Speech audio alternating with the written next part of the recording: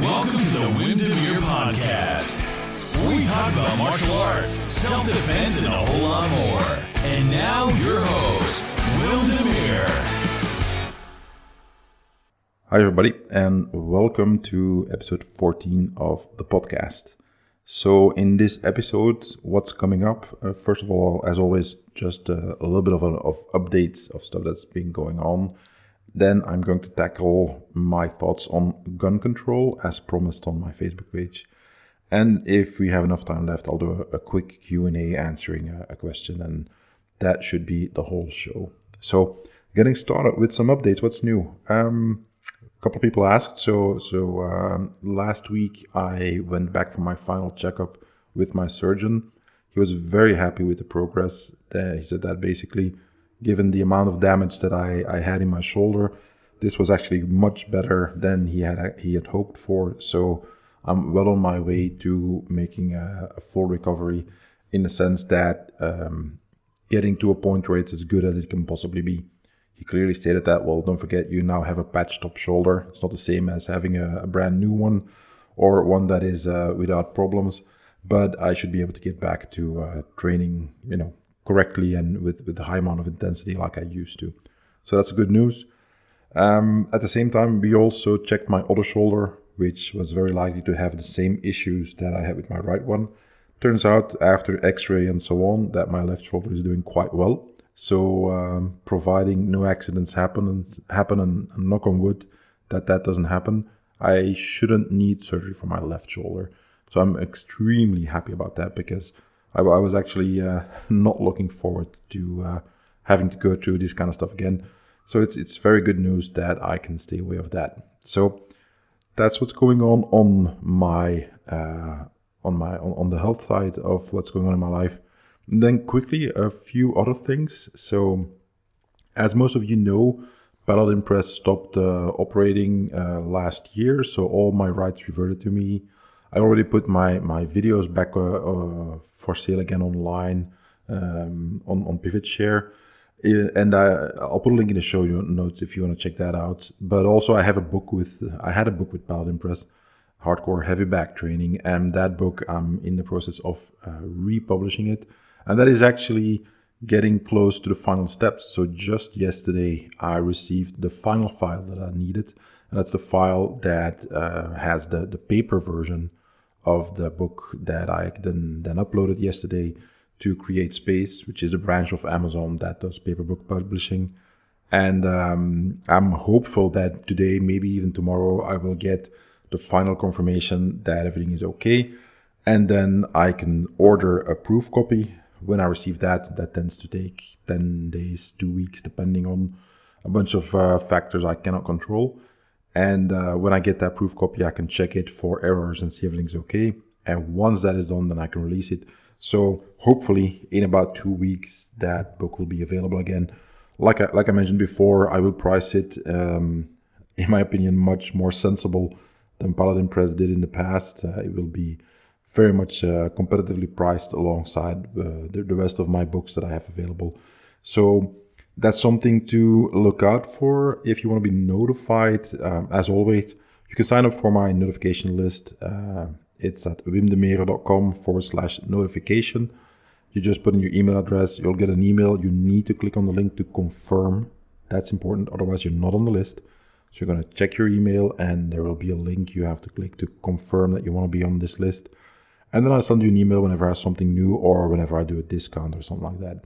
It's a very low volume list, as I obviously don't have a gazillion books out every year. So, but I always try to take care of the people who take the action and the necessary step to follow the work that I put out. And if at all possible, I always do a discount or something along those lines when I launch a book for my notification list members. So that's the second point. Then third point, it's something that I mentioned on my Facebook live stream last week. Ever since I started with my Patreon page, then I got these requests from people about a membership site because they were interested in certain aspects of what I was putting out for, as far as content goes, for my patrons. but they weren't interested in the whole Patreon experience.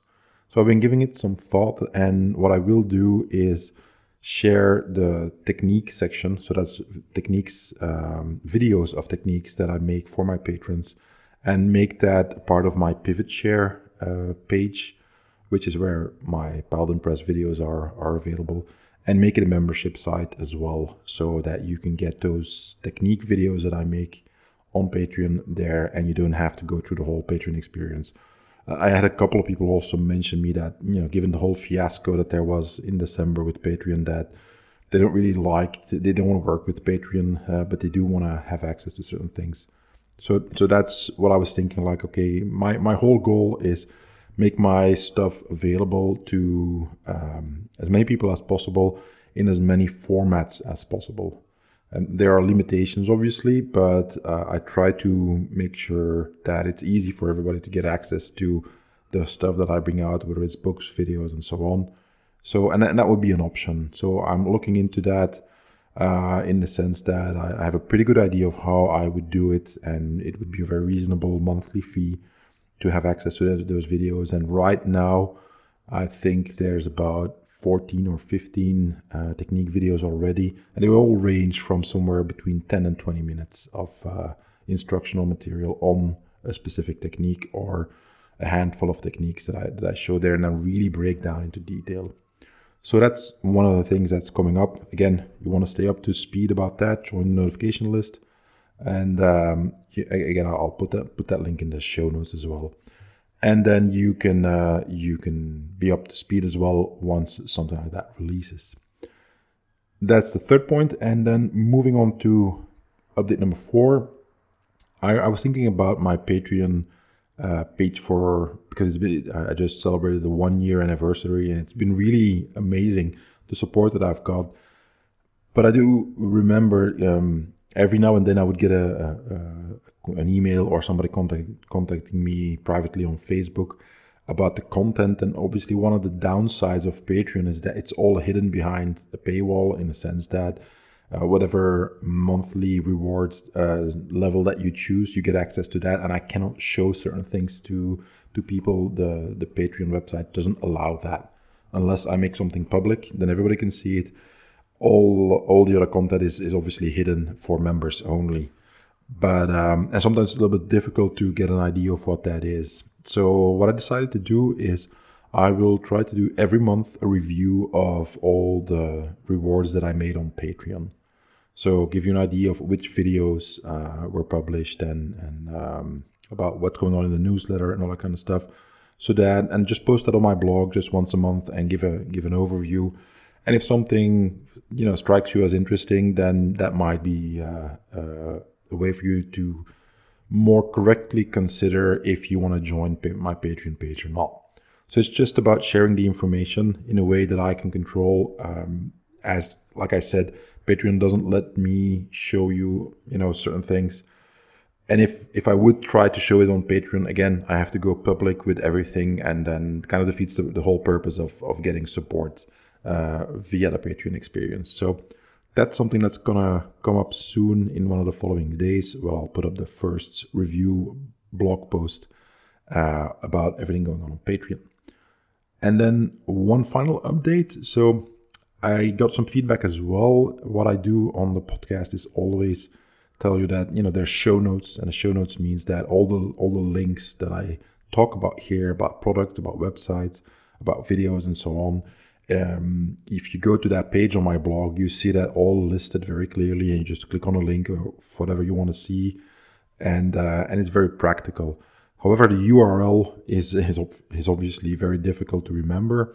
So what I'm going to do from now on is a little bit different, and I'm just going to mention you the URL for the show notes. Very simple. You go to wimsblog.com/14. So number 14, 14.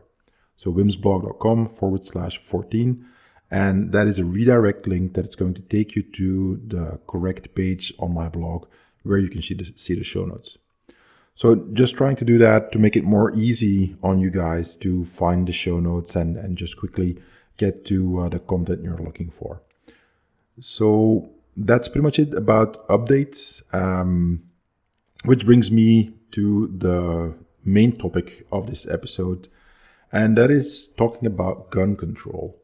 Now, to give you a little bit of a backstory, a little while ago, I think it's about a week or 2 weeks ago, I posted a picture on my Facebook page that I took when I was in a firearms store here in Belgium.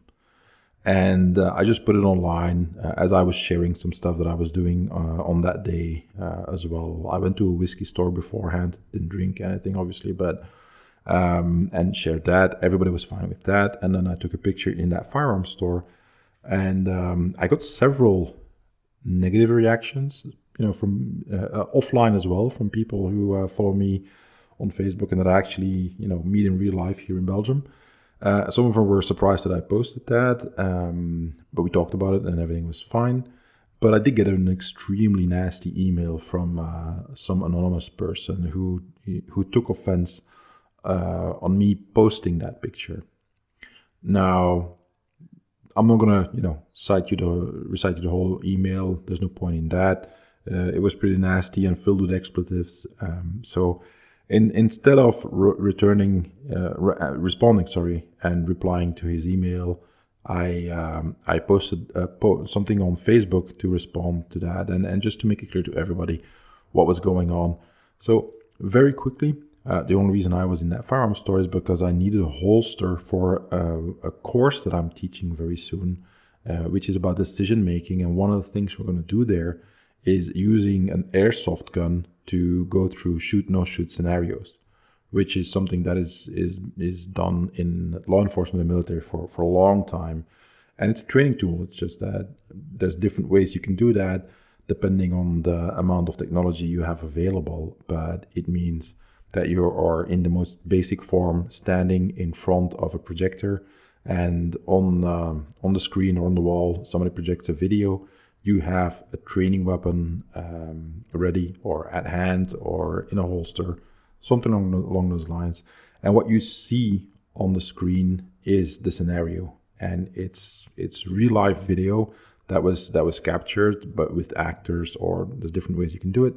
But then you have to react and act and pick your responses, and then afterwards, obviously, there's a debriefing and an analysis. What did you do right? What did you do wrong? And so on. And at the very high end, this is all with electronics that measure exactly if you do fire the weapon, they measure exactly where it would have landed, the bullet, what it would have hit or not. And there's interactive scenarios as well, where if you actually shoot with the firearms, that you get a different sort of video than if you don't. So it's pretty high-tech stuff. I'm not going to do that, but I will do something similar. That's why I needed a holster. That's why I was in the store. Pretty much the only thing, the only reason I was there. And then that person got extremely offended on seeing that video. So first of all, my response was that it's a free country. I can pretty much go wherever I like. Second point is that if you get offended by seeing a picture of firearms, then I would suggest you get help, because you're going to see a lot more of those pictures. And if you can't handle that, then your life's going to be miserable. So I would very much suggest that you get help for whatever trauma that you live through, that you cannot even stand seeing a picture like that. But most of all, there was this level of, in my opinion, hypocrisy, because for years on end, you've seen me with pictures of me online with swords, with sabers, with knives, and so on, and there was never an issue about that. And quite frankly, the things that I know how to do with those kinds of weapons very much, I would say, outweigh whatever I can do with a firearm, in a sense that I can do a lot worse with an edged weapon than I can do with a firearm, if we're talking about hurting people, which sounds a little bit bizarre if you are not up to speed as to how edged weapon training goes, but I'll just leave it at that. So, and particularly given the access to firearms in Belgium here being very restricted, but not so much edged weapons. So I thought that was a little bit hypocritical, if for that person to talk about the firearms picture, but neglecting everything else that I've done in the past when it comes to weapons. And I decided that maybe it was time to talk about my position on gun control. because I've not really talked about it in the past, and I think it's a good idea to do so now, just to get it out of the way, and obviously because it's a little bit of a hot button topic for the last few years, but given the recent shooting that was in the U.S., obviously tensions are high and emotions run high, and people ascribe motivations to me that are incorrect, which floors me because barring one article that I wrote on my blog, I've never really explained my position. How possibly can you judge whatever I'm thinking because you don't know? I never explained it. So here goes. Before I do that, there's some stuff I need to get out of the way that you really need to understand so you can make sense of what I'm saying. So first of all, I am not a US citizen. I do not live in the United States. I do not have a constitutional right to firearms. So that doesn't apply to everything that I'm going to say. I'm not going to talk about the gun regulation in the United States. I'm going to speak in general terms. So try to remember that as you listen to the rest of it. Second point, I do not vote for Democrats or Republicans, again, because I don't live in the US. So if your first response to anything I say is political along those lines, then you miss the point completely. It's not about US politics. I have nothing to do with that kind of stuff. I don't vote there. I vote over here in Belgium. And let's put it this way, I don't think our politicians are any better than yours. Maybe they're even worse. But I'm not going to go up on a rant like that. But again, the point is that don't think about Democrats or Republicans or NRA, because that has nothing to do with anything I'm going to say from my perspective. Maybe your perspective, but not from mine. Doesn't apply to me. I don't live there. Then another point before I start, I'm going to narrow down the topic to give you that general explanation of how I view things. Now, I know there are many other factors involved, and the discussion gets to be really complex very quickly. I'm not going to talk about things like school shootings and legal use of firearms for self-defense, how often that happens, and all those kinds of things, because I want to focus on the essential elements first. I might eventually talk about these other factors as well, but don't bring those up in the comments and so on, because I am not talking about them right now. So one of the ways to have a meaningful discourse is to delineate what you're talking about and what you're not talking about, so that we can all agree, well, this is a specific topic, and don't just launch other facets of that topic and of that discussion into it, because then it becomes very difficult to argue or to discuss anything. So I'm just limiting the field of discussion a little bit so I can talk about the basics. Another point is, and like I just said, this is a multifaceted issue. So if you think that only one aspect is important, if only one thing is the key, in your opinion, about gun control or firearms, then I think you're trapped in a sort of ideological dogma, or you don't understand how complex the problem really is. And then probably anything I say is going to get you angry, and you'll think that I'm full of it. And it's not really a helpful way to talk about anything. So again, I believe there are many, many different factors to finding a solution, if there even is one, to this problem. And there is not one perfect thing that's going to be out there that will cover everything right away. But if I talk about all the different facets and aspects of this issue, then I'm going to be talking for hours on end, and that's not the goal of this podcast.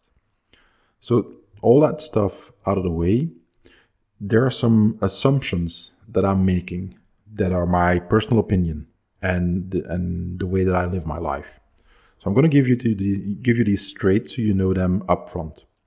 So first of all, I am not a weapon freak. I never really saw the fascination that people have with weapons. I appreciate the craftsmanship. So for instance, very recently I saw a picture of engraving that was done on a hunting rifle. It was beautiful artwork. And I very much appreciate the craftsmanship that it takes to do something like that.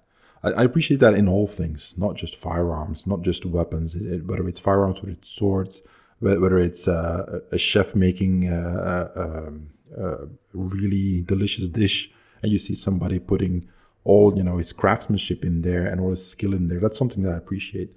Same thing when it comes to weapons as tools, the way they're developed, the way they're crafted. I appreciate that on that level. However, again, I know some people are fascinated with weapons. I never was. I don't think I ever will be. So I really don't have an emotional component when it comes to weapons or any other attachment to them, whether it's firearms or other weapons. They're just a tool in my opinion. Now, if you do have such an attachment or such emotional aspects when it comes to viewing weapons, then a lot of what I say would probably not make any sense to you either. So I can't help that. I'm just going to tell you the way I view it. Also, if you have a way of thinking along the lines of, well, all weapons are evil and they're horrible, should be banned, there shouldn't be any weapons, I think you have a pretty absolutist mindset then, and I think that's very irrational. For instance, those are often the same people who tell me that, well, civilians shouldn't have weapons because police officers are the only ones that should be allowed to have weapons.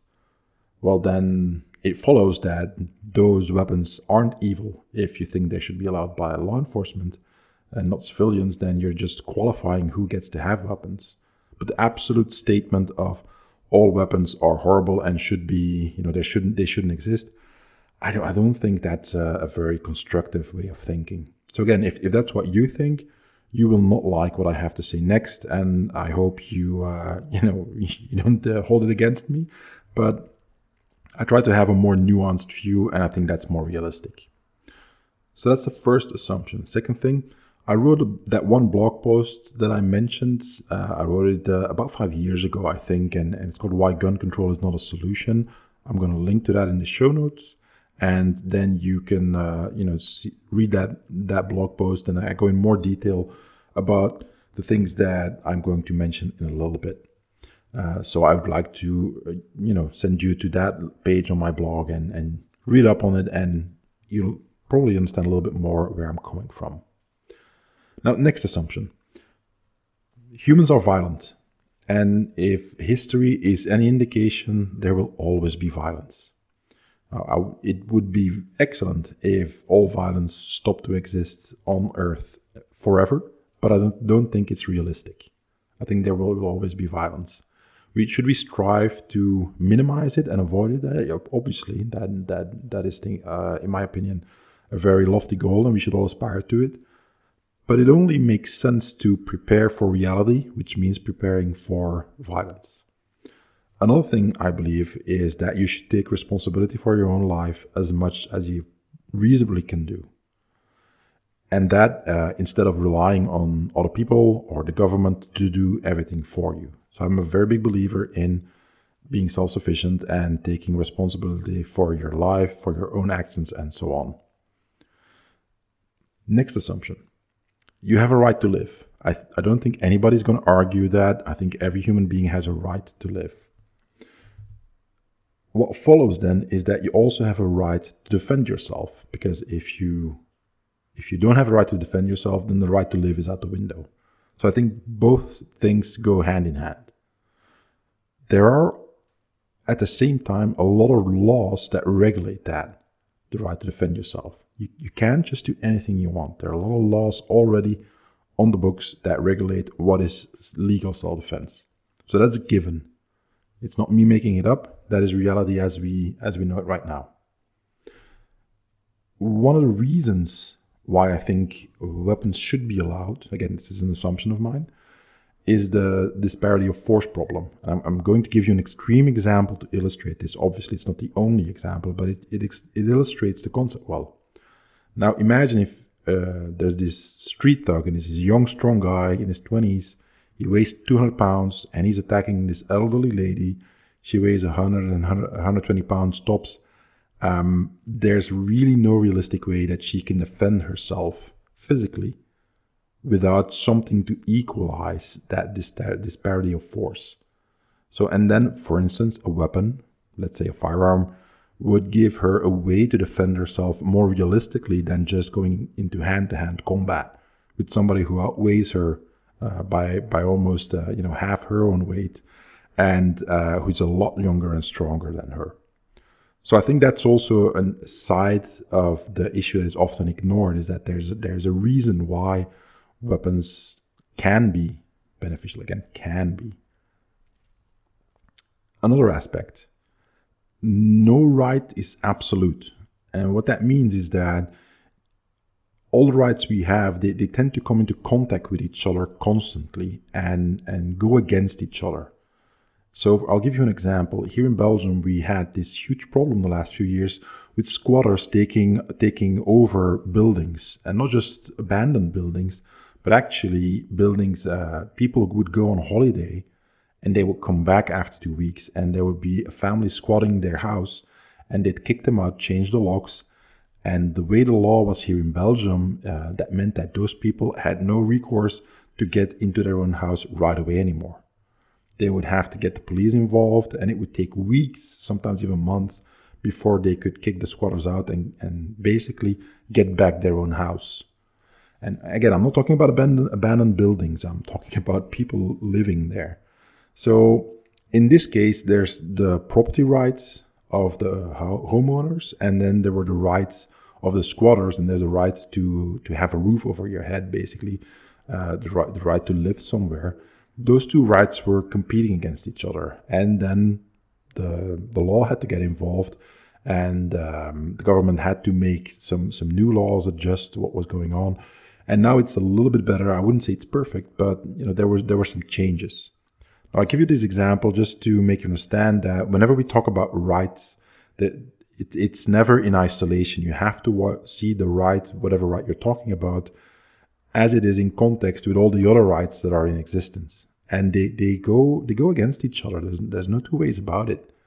The classic example is that your right to swing your fist ends where my face begins. You have a right to swing your fist. You don't have a right to punch me in the nose just because you feel like it. So that's another typical example that we tend to give. Obviously, it becomes very complex very quickly, but this way I can just illustrate the point that rights aren't absolute in general, obviously.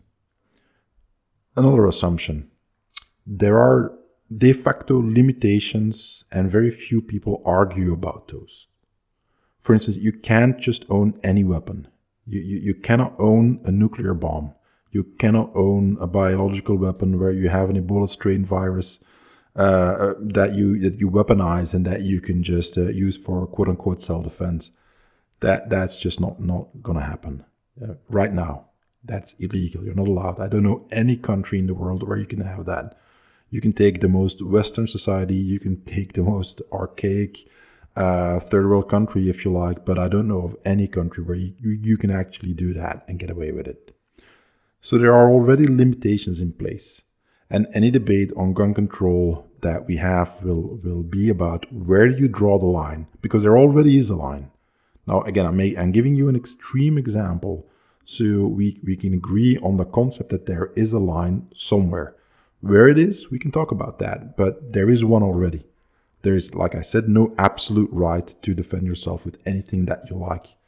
Again, you don't get a cruise missile. You just don't get one. It might be more effective to defend yourself in your mind, but you're not getting one. It's not legal. And I don't know any country in the world where you're going to get one. I also don't know any government that would give you one. So that brings us to another point, and my assumption is that there are no easy answers. There are also no perfect solutions. I don't think a total weapon ban will stop all violence.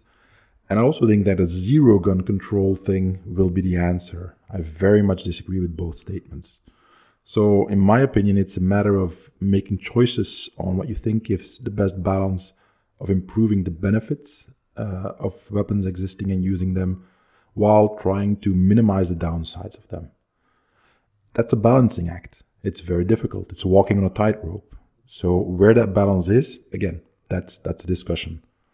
So the final point I want to make about assumption is that if you think of, well, if only there weren't any weapons or any guns and so on, I think that doesn't solve anything. I try to be pragmatic in the way that I think, and I try to avoid thinking in some sort of utopia where everything is perfect, or in emotional terms, or in very unrealistic ones. I understand why some people react that way, but I don't think it's helpful. I don't think it can really bring about any change that you might desire to get. So that is a long list of all my assumptions. So keep those in mind with whatever I'm seeing next. So that said, what would a sensible gun control law be like? In my opinion, there's several factors involved. And again, I'll put it in the show notes, but in the Czech Republic, they have, in my opinion, an interesting example of how you could have sensible firearms laws. Now, they have a long tradition of using and manufacturing firearms in that country. The laws are relatively liberal, but strangely enough, the number of firearms that is owned by civilians has been increasing year on year, but the amount of deaths caused by them haven't. So I think it's an interesting example. Again, it once again becomes very complex once you drill down into the numbers. But I think if you are interested in the discussion about firearms and self-defense and gun control laws, then I think looking at what's going on in the Czech Republic might be interesting to you, regardless of which position you take. So what would be some of the factors that I think would be important for a sensible gun control law? So first of all, there needs to be a cutoff when it comes to age. There needs to be whatever legal age is there in your country. I think there needs to be a discussion about that. Whether it's 18 years old, 21, I don't care. But I don't want a toddler running around with a firearm. I don't think that's sensible at all. So you need to have a discussion about what legal age would be for a firearm. The next part would be mandatory training to get a license. Now, what would that mean? It would mean you need to be able to handle a weapon. You need to know how to do maintenance. Then there would be stress training. There would be shoot, no shoot scenarios. There would be legal aspect of self-defense and so on. A full curriculum where you learn what it means to own a weapon, to use a weapon, and then when are you justified in firing a weapon in self-defense. And it wouldn't be just a one-day course. I would model it more after, for instance, what it takes over here in Belgium to get a driver's license. It's several weeks of training with an instructor. There's a test. It's expensive. You don't just get one. There's the option for parents to teach it. And I know that because my daughter is actually getting ready to start learning how to drive. So there's the option for me as a parent to teach her. However, I then have to follow a mandatory training / information session so I can be a good instructor for her. So again, it's all about making sure that when you use something that is potentially lethal, whether it's a firearm or a car, and again, look at how many people are killed in car accidents. So that it very much outweighs the number of deaths that happen via firearms. So I think a very similar approach when it comes to training and getting a license would be very sensible. Now, I will put in the show notes, there's a couple of books that are out there when it comes to the legal aspects of using firearms. And I think that's a very interesting part, a very important part of what should be part of that mandatory training to get a firearms license. Next point, certification. So you would be obliged to every year or twice a year or whatever the frequency would be, you would have to pass a certification test. That forces you to stay up to speed with your skills, with your knowledge, with your training, and it is very similar to what law enforcement officers have to do. They have to qualify for a course to be able to perform their duties. Now, I think it's only sensible that a civilian has to do the same thing. I completely disagree with the idea of you have a lethal weapon that you are allowed to use, to carry, and so on, but you only have to qualify once. And whatever happens in the rest of your life throughout the years has absolutely zero influence in your capability of using that correctly. No, that doesn't make sense. So I am perfectly fine with some way of obligating people to have a regular testing session that allows you to remain certified. Next factor, There need to be requirements when it comes to how you carry, how you store, and how you transport your firearms. So, and all that has to do with safety regulations. So how can you avoid accidental discharge, that there's no unauthorized access, that you don't lose the weapon, and so on. Just being very meticulous about safety and avoiding the weapon being used incorrectly or that it gets into the wrong hands and all that kind of stuff. I think that's only natural that you automatically incorporate this aspect as well. Just to give you an example, I have training swords that I take to my martial arts class. Every single time they are stored in the exact same place in my car, and they are stored in the legal manner, and it's very specific. They cannot be within hand's reach. They are stuck in a weapon bag. I cannot just reach them. They're in my trunk, and they are all the way in the back of the trunk. There's no way I can very quickly get to them. That's what the law says. Every time I come to class, I put my weapons in the exact same spot. They are slightly hidden, even though I can reach them very easily. But because of the way that I place them, when somebody walks into the training hall, they don't spot them right away. I've had this happen several times in the past few years when I was in a more public area where I was teaching, where people would try to grab the weapon as I was going to my class. Every single time I pulled it away, and in some cases I even pushed some people back. Even if it's a training weapon, you don't get to touch it because I am responsible for it. And yes, even with the training weapons that I have, you can actually injure and kill somebody. Even there's no edge to it, even if the point isn't as sharp as it could be, doesn't matter. You can still cause grievous injury or even kill somebody with them. And it's my responsibility to avoid that, so I don't let anybody that I don't know use my weapons. That's it, basic, very simple, we're done. So the same would apply to firearms. Next point, no criminal use. You've got a record, you don't get a gun. Simple as that. We can talk about, regaining the right to carry a gun if you have, however you wanna quantify this. If you did your sentence, if there's X amount of time gone, there is a case to be made for giving rights back to people if they have done their time and repaid the debt of whatever they did wrong.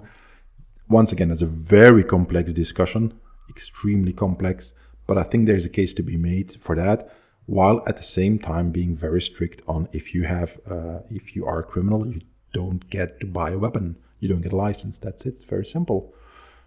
Moving on, and this is a little bit controversial, I understand that, but health limitations. I would suggest that if you're an alcoholic, you're an addict, you don't get a gun. For obvious reasons. But it would also apply to physical limitations. If you have some sort of neurodegenerative disease and you're at the point that you cannot safely manipulate a firearm anymore, I don't think you should be allowed to have one. And some people might think this is very harsh, but the same applies to driving your car. If you can't see correctly anymore, you don't get to drive your car, at least over here. While I was injured with my shoulder surgery, I could have driven my car, but I only had one arm that I could use correctly, which means that in case of an emergency, I wouldn't be able to control the vehicle correctly. So as far as my insurance was concerned, I was not allowed to drive a car, so I didn't. And it's as simple as that. Once again, there are complications once you dig deeper into this aspect. Obviously, again, it gets very complex, but I think there should be health limitations on people depending on the lifestyle they lead, depending on physical aspects, illnesses, and so on, which is obviously not their choice. It's not something that they necessarily cause themselves, but it means that they no longer can be you can't automatically assume that they can correctly and safely use that firearm anymore because of circumstances, whatever the circumstances may be. So there needs to be a discussion about that. That needs to be taken into account. The next point, I believe there should be extremely heavy penalties for misuse and negligence. If you are negligent with the safety precautions when it comes to your firearm, you should pay a price for that. We punish drunk drivers because they're very irresponsible in how they acted with their car. So we should do the same thing for gun owners when it comes to, in my opinion, well, it boils down to the same thing. You can kill somebody if you're a drunk driver. Happens pretty much every day. You can kill somebody if you get drunk and you walk around with a firearm. So I believe that the penalty and the punishment should be severe. If people cannot be, if you cannot take the fact that you have the tools to use lethal force at your fingertips, if you get that granted to you by the society you live in, then the very least you should offer back is that you don't misuse it and you're not negligent with it. That you actually take this seriously and act accordingly. And if you don't, you should be penalized. And a final point that I believe should absolutely be a part of the whole discussion is that every single elected official, every lawyer, every judge needs to go through this training. Because it should be done and over with those kinds of people talking out of the wrong side, out of the wrong orifice, let's put it that way, when it comes to weapons and firearms.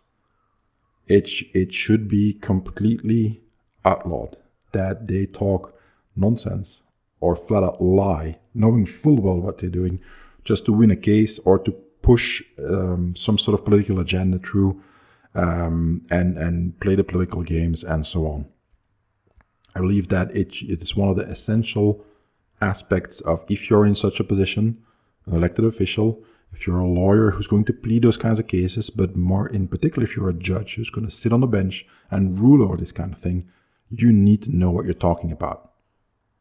You need to know what it's like to use a firearm, everything that goes with it, what it can and cannot do, what it means to actually shoot one if you're under stress, if you're in a shoot-no-shoot scenario, and so on. And the same requirements would be for these people than there are for the civilians who want to own a firearm or a firearms license or a weapon for carry, for self-defense, and so on. It wouldn't be any different. It would be the exact same thing, so that once there is an issue, there is a court case, there is something going on, that everybody's starting from the same point. We all have the same information, we all have the same training, and we start from there. And then we can talk about, was it justified or not justified. So that's a long list of aspects that I think a sensible gun control law would need. And like I said, in my opinion, check out what's going on in the Czech Republic when it comes to finding the balance between the pros and cons of having some sort of gun control. And in my opinion, from what I've seen, again, I do not live there, so if any of you are in the Czech Republic, I would love to hear your feedback. But from the research that I did and from the data and the statistics that I've seen, it seems to be quite sensible and quite interesting when we're going to talk about having some sort of gun control law. Now, once again, I want to make perfectly clear, I was not talking about the US. I wasn't talking about school shootings. I wasn't talking about politics, none of that. This is just my general opinion on the topic. And if you again, I hope you find that useful and that you can see that it becomes a lot more complex than we often think if we only go by whatever clickbait headline you see in the online newspaper or whatever any politician has to say. But at the same time, you have to be reasonable, and then now I'm talking to the people who are pro-gun and maybe very hesitant about gun control laws, is that you have to recognize that on that side there's also people out there who tend to have some very extreme ideas about what that means, and that they might not be very helpful as well. So my whole stance is that, just like with anything else, try to be pragmatic, try to find ways of dealing with reality as it is right now, not think about utopian terms, not think about how it should be or how it would be if only everybody did this, because that's not how the world works. There's, like I said, in my opinion, there will always be violence, and there will also be a need to defend you against violence. How exactly we do that? Well, that's a huge discussion. And my goal with explaining that is what I think would be a sensible gun control law is to basically put it out there. If anybody has any questions or any remarks on whatever I write later on, I will point you to this podcast, listen to it. If you cannot be bothered to listen to the whole explanation, well then, any discussion is futile. There's no point in arguing because you don't want to know. It doesn't matter which side of the argument that you fall upon. In my opinion, it doesn't need to be political. It doesn't need to be along the so-called party lines. The issue is more than enough, very complex already. So let's not add to the noise, to signal ratio, and just try to be a little bit more constructive. And that was my attempt with the gun control issue here. Obviously, you are free to disagree with me. I'm not going to debate this ad nauseum because it's a topic that I don't think it's something that is very constructive to keep on arguing about it. Especially again, I have a truckload of friends in the U.S. who for who it's very relevant these days. And again, I have friends on both sides of the discussion, pro and against guns and so on. So I'm not going to get into that mess because, again, it's specific to that country. Everything I said was more general. So hopefully that clears something up for a bunch of people who were there with questions about what my stance was. Now you know. And then very quickly, the Q&A. So I got a question from Dave, and he said, what ranks or belts do you have? Interesting question. Not a lot. I should say I had an orange belt in judo and jiu-jitsu. But that is so long ago, and I mean that's I think I was like 13 or 14 when I started with that. So I'm almost 46 now. I did that for a year and a half, and all that stuff is, I wouldn't say completely gone, but I wouldn't even know how to start showing the stuff that I did there because I never practiced it for decades. So, but I've got the belt, so there it is. Then I have an orange belt in Kung Tao that I got from the late Bob Orlando, who was my teacher. Due to circumstances, I couldn't continue my training because, again, long explanation I'm not going to give here, but the circumstances prohibited me from continuing my training. So that's where I stayed. And obviously Bob now passed away, so it's not going to continue. It's not possible. I would have loved to learn more from his from his style and from him as a teacher, but again, it wasn't meant to be. Then I have a black sash in Hung Cha Pai, and the black sash is basically the instructor level that if you get that, then you're allowed to teach. And that's from my first Kung Fu teacher, Jean-Louis Goncet. It's lying somewhere in my closet or in a box. I'm not sure anymore. That's the one that I think is the highest level, if anything, if you compare it to all the other ranking systems that are out there and different kinds of belts. So I would say that is the highest rank that I ever attained. Now, all that said, I never really cared about belts. I really don't care about rank because your belt doesn't do the fighting for you, and your rank doesn't mean anything outside of your own system. I've sparred with guys who were brown and black belts when I was a teenager, and I literally wiped the floor with them because I didn't know how to handle leg sweeps. Go figure. And I've just been training for a year or two maybe. And then I've trained with people who never had a belt in their life, and they would beat me up at will pretty much. So it doesn't mean anything. I really don't care about them in the sense that I don't think it's important to go chase them. Mostly because most of my training was in Chinese systems, and there really aren't any belts like there are in Japanese systems. For the most part, I know some schools have been doing that for a while now, but traditionally speaking, there weren't really, any belts in Chinese systems. And that's where I spent most of my training time. In the practical Tai Chi Chuan style that I do there is sort of a hierarchical system with, different levels that you can get ranked in. I asked my teacher about it, and he said, you don't have to do it if you don't want to. And I said, well, but I don't know. Do you think it's something I should do? He said, it's up to you. You do it if you want to. If you don't want to, you don't have to. So I didn't, because I didn't really see the need for it. So that's it. Not a lot of rank. Not looking to get rank. I'll just keep on doing my own thing, and quickly do my training. I train for myself. I don't train for a belt. I don't train for rank. I don't train for whatever anybody else thinks. I'm quickly going to leave you with the story that I heard Dr. Yang Wingming, who founded the YMA publishing company, and is very well known in the Chinese martial arts community. And he said this in an interview once, and I really liked that. And his teacher was a farmer, and he was always asking his teacher when he was younger, what do you think about my skill? Am I better than this guy? Am I better than that student? And his teacher said something along the lines of, just keep on plowing. And when you plow, you have to keep your head down and work really hard to keep pushing forward and cutting up the earth. And you don't have time to look around. You just have to work really hard and keep going forward. And he said that eventually, when you look around after all that hard work, you won't see anybody else behind you anymore, because they'll have fallen away. They'll have stopped training. And I think that's very true. I have a picture of the people that I started my Chinese martial arts training with many, many decades ago. And of all the people there, I think I am the only one still training. There might be one person in that picture who's also still training, but I'm the only student left. And there's about 30 people in there. So that's why I don't really care about belts. For me, it's about the plowing. It's about the training. It's about, keep going forward. And the belt doesn't really have any value in that regard, as far as I'm concerned. That's it.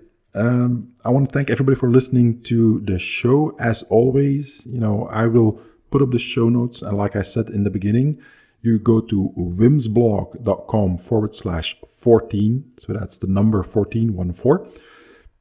Everything will be there. And then obviously, if you want to support the podcast, go to my Patreon page. The links will be there as well on the show notes. And you can support the podcast very easily on a monthly basis. You get a bunch of other rewards as well. Another way you can support the podcast if you like, share, and you obviously subscribe. Give a review on iTunes if you have the chance. That would be awesome. You can join me on social media and give me some comments what you thought about the show. I would love to hear from you. And if you have ideas or suggestions for upcoming episodes, then I would be all for it as well. That said, I want to thank you for your time, and I will talk to you next time. Thanks for listening to the Demeere podcast. For more information, go to www.wimsblog.com.